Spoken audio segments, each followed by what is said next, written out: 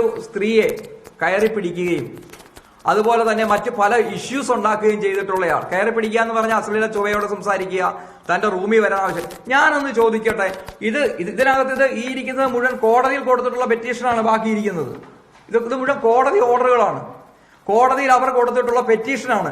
സ്വാഭാവികമായ രീതിയിൽ കേരളത്തിൽ ഒരു സ്ത്രീയോട് 15 മിനിറ്റ് നോക്കിയാൽ, പുതിയ നിയമം അനുസരിച്ച് 15 മിനിറ്റ് നോക്കിയാൽ അവരെ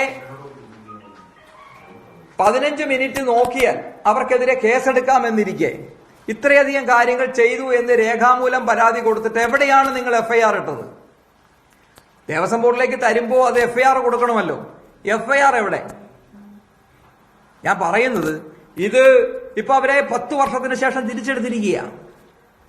ഇതാണ് മറ്റൊരു ഡോക്യുമെന്റ് ആയിട്ട് ഇത് കോടതിയിൽ ഇത് തിരുവിതാംകൂർ ദേവസ്വം ബോർഡിന് കൊടുത്തതും ഇത് കോടതിയിൽ പോയിട്ടുള്ള രേഖകളാണ്. ഈ ബിനുവിനെതിരെ കോടതിയിൽ ഇപ്പൊ നിലനിൽക്കുന്ന കേസുകളാണിത്. ഇങ്ങനെയുള്ള ഇത് നിങ്ങൾക്ക് വേണമെങ്കിൽ ഇവിടെ നിന്ന് എടുക്കാം. ഇത് കോടതിയിലെ ഉണ്ട്, ദേവസ്വം ബോർഡിന് കൊടുത്തുകൊണ്ട് ഈ ബിനുവിനെയാണ് ദേവസ്വം ബോർഡിന്റെ ഇപ്പോഴത്തെ നമ്മുടെ പ്രസിഡന്റിന്റെ അസിസ്റ്റന്റ് സെക്രട്ടറിയായി നിങ്ങൾ വെച്ചിരിക്കുന്നത്. ഇദ്ദേഹത്തെയാണ് അസിസ്റ്റന്റ് സെക്രട്ടറി ആയിട്ട് വെച്ചിരിക്കുന്നത്. എങ്ങോട്ടാണ് ഈ ദേവസ്വത്തിന്റെയും ദേവസ്വം നേതാക്കന്മാരുടെയും പോക്ക് എന്നുള്ളതിനെ കുറിച്ച് നിങ്ങളൊന്ന് ആലോചിക്കണം. നമ്മളൊന്ന് ആലോചിച്ച് നോക്കി. ഈ ബിനു ആയിരുന്നു നേരത്തെ പ്രശാന്തിന്റെയും സെക്രട്ടറി, പേഴ്സണൽ സെക്രട്ടറി. ഒരാളുടെയും കൂടെ ഞാൻ പറയും, ഇതിനകത്ത് എല്ലാരെ കുറിച്ചും ഞാൻ പറയുന്നില്ല. അടുത്തത് ഒരു സുധീഷ് എന്ന് പറയുന്ന ആളുണ്ട്. സുധീഷ്, അദ്ദേഹം ഇതാണ് കാരിക്കോട് ഗണപതി ദേവസ്വത്തിന്റെ കാരിക്കോട് സബ് ഗ്രൂപ്പ് തൃക്കരിയൂർ ഗ്രൂപ്പിലുള്ളതാണ്. ഇദ്ദേഹമാണ് കമ്മീഷണർമാരെ പോലും അവിടെ നിയന്ത്രിക്കുന്ന സന്നിധാനത്ത്. CPM-ന്റെ ഏറ്റവും വലിയ നേതാവാണ്. ഇപ്പോ ദേവസ്വം ബോർഡിലെ സ്റ്റാഫാണ്, നേരത്തെയും സ്റ്റാഫായിരുന്നു. അതായത് നമ്മുടെ ദേവസ്വം ബോർഡ് പ്രസിഡന്റുമാരുടെ സ്റ്റാഫാണ്. ഞാൻ രണ്ടാമത്തെ ആളുടെ പേരാ പറയുന്നത്.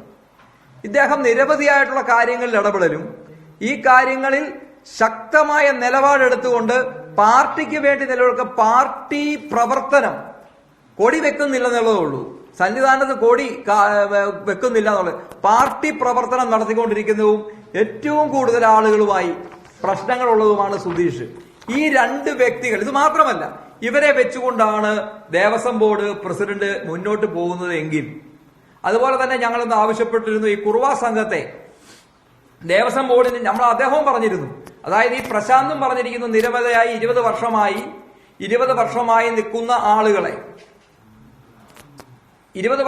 നിൽക്കുന്ന ആളുകളെ നിരന്തരം അല്ലെങ്കിൽ വർഷങ്ങളായി നിൽക്കുന്ന ആളുകളെ അവിടെ നിന്ന് മാറ്റിയിരിക്കുമെന്ന് പറഞ്ഞ ഞാനല്ല, പ്രശാന്ത് പറഞ്ഞിരുന്നു. അദ്ദേഹം മാറുന്നതിന് മുമ്പ് പ്രശാന്ത് പറഞ്ഞിരുന്നു അദ്ദേഹം ഇവരെ മാറ്റുമെന്ന് പറഞ്ഞു. നമ്മുടെ പുതിയ പ്രസിഡന്റും പറഞ്ഞു സംശുദ്ധമായ ഒരു ഭരണമായിരിക്കും ഉണ്ടാകാൻ പോവുക എന്ന് പറഞ്ഞു. പക്ഷേ ഫലത്തിൽ വന്നത് ആ പ്രശാന്തിന്റെ അദ്ദേഹത്തിൽ ഉണ്ടായിരുന്നത് 24, ഞാൻ പറഞ്ഞത് ഈ പുതിയ സർക്കുലറാ. ഇവരെ മാത്രം നിശ്ചയിച്ചു.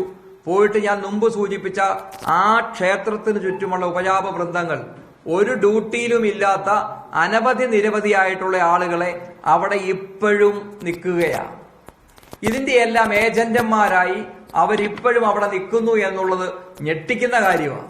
അപ്പൊ എന്റെ ഒരു ചോദ്യം, എന്തിനാണ് ഈ പാവപ്പെട്ട ജയകുമാർ എന്ന് പറയുന്ന അദ്ദേഹത്തെ അവിടെ വെച്ചിട്ടുള്ളത്? റിട്ടയർ ചെയ്ത ആളുകൾ നിൽക്കുന്നു. അതുപോലെ തന്നെ ഒരു തരത്തിലും നമുക്ക് അവിടെ ഒരു ഡ്യൂട്ടിയും ഇല്ലാത്ത ആളുകൾ നിൽക്കുന്നു. അങ്ങനെ എത്രയോ ആളുകളാണ് അവിടെ നിൽക്കുന്നത്. ഇവരെ ഒന്ന് പുറത്താക്കാൻ പോലുമുള്ള ശേഷി നമ്മുടെ പുതിയ പ്രസിഡന്റിനില്ല. അത് പാർട്ടിയുടെ ചട്ടുകമായി മാറിയിരിക്കുകയാണ്. പാർട്ടി സംവിധാനത്തിലാണ്, പാർട്ടിയാണ് ഇപ്പോഴും ഭരിക്കുന്നത്. ഇതാണ് മുന്നോട്ട് പോകുന്നെങ്കിൽ ഈ ശബരിമല ഇതുമായി ബന്ധപ്പെട്ട് വലിയ രീതിയിലുള്ള ഒരു തിരിച്ചടി ഇനിയും ഉണ്ടാവും.